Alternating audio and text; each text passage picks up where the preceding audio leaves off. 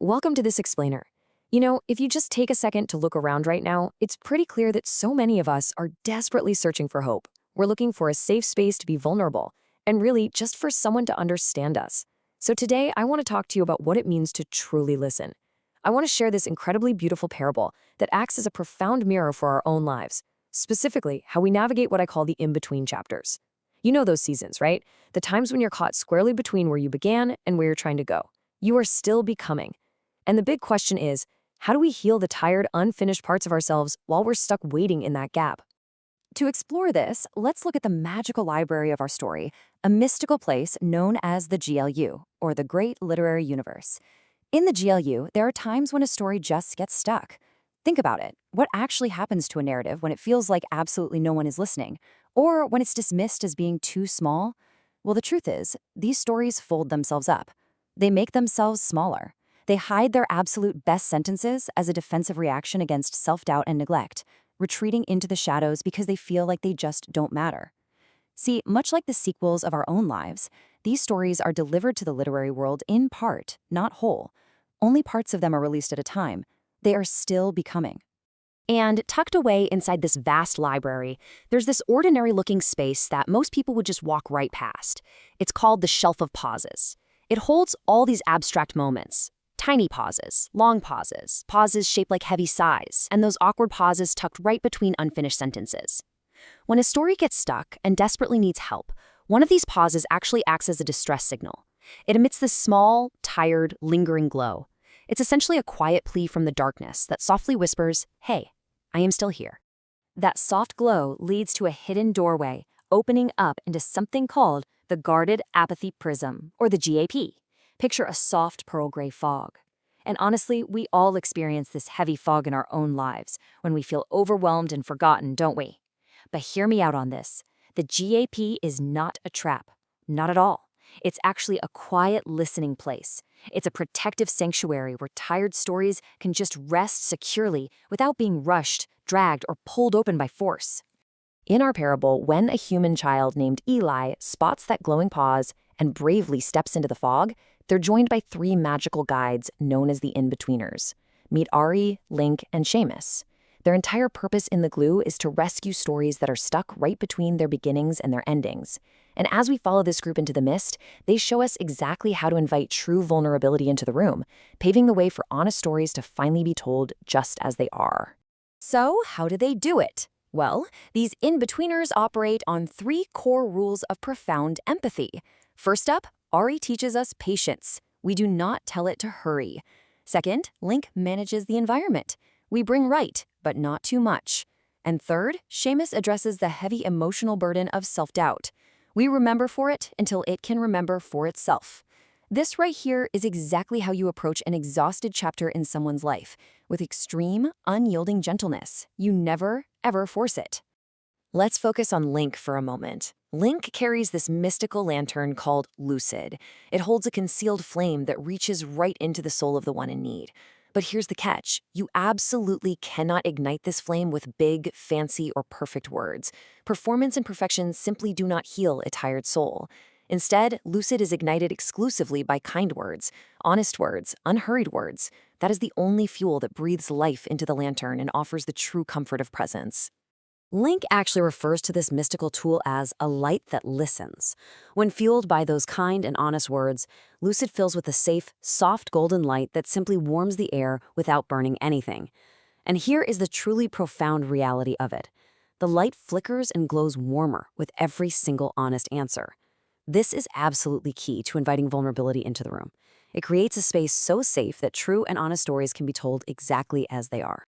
Guided by this soft glow, the group finds a little green book resting out there in the fog. It's this fragile fragment, curling its pages inward, kind of like a child hugging their knees. And the book is deeply embarrassed. Why?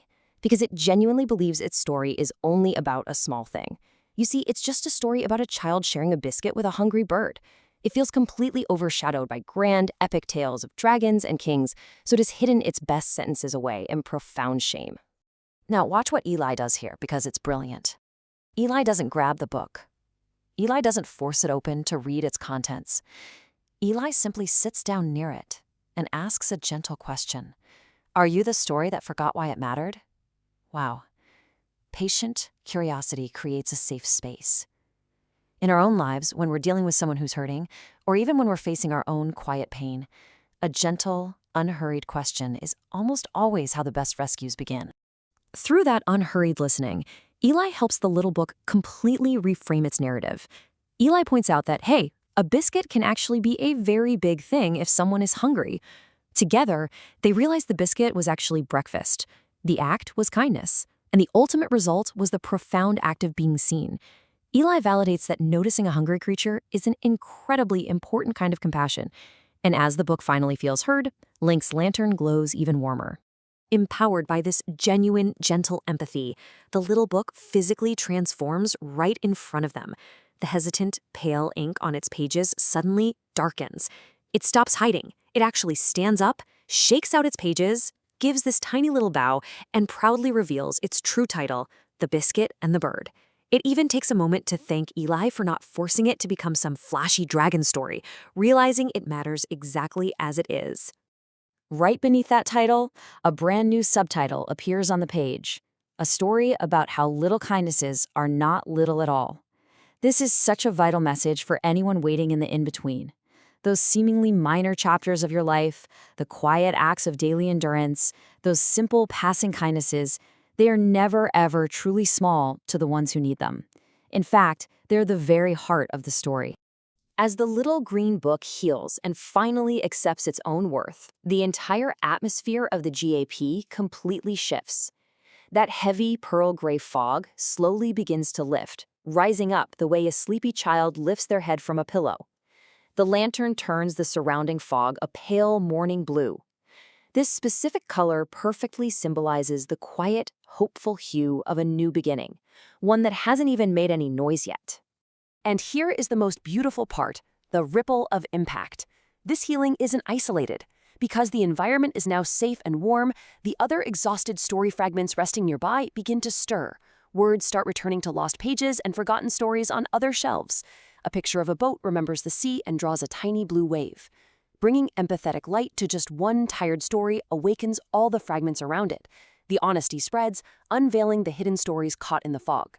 Because gentle kindness is true healing for the soul. With the rescue complete, Ari gently picks up the little book. They walk back through that silver doorway, and the shelf of pauses safely closes behind them. Ari places the book on a stand.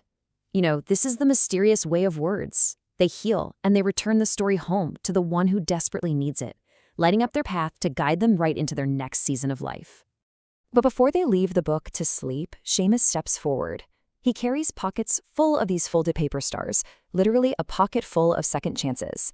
He tucks one right into the front cover of the rescued book, because remembering is absolutely key to not forgetting the contents inside during the in-between. The star acts as a tangible anchor, a permanent parting gift, so that the story always has a lasting reminder of its value. Now, Eli naturally worries about what happens if the self-doubt comes creeping back later, but the in-betweeners promise that a story is never lost forever. If it forgets its worth again, all it needs is for someone kind to read it or simply ask it a good question. And before Eli goes to sleep, they look at the book and whisper, "You are not only about a biscuit." Out there in the quiet night, the story glows gently in response. When you feel stuck in your own heavy fog, I want you to remember that your life is a series of sequels. Your chapters are being read in part, not as a whole. And it is not until the final book of the series is complete that the light truly reveals the story of hindsight unfolding in the present. You cannot force the healing. Honest empathy, unhurried listening, and patient questions. These are the ultimate forces that make room for a tired story to come back to life. If we do not listen to the stories of those who are caught in between their beginning and their ending, we miss the profound beauty of their becoming. Little kindnesses are not little at all. So, as you navigate your own great literary universe, will you choose to carry honest, unhurried words? Will you be the light that listens for someone else's unfinished story?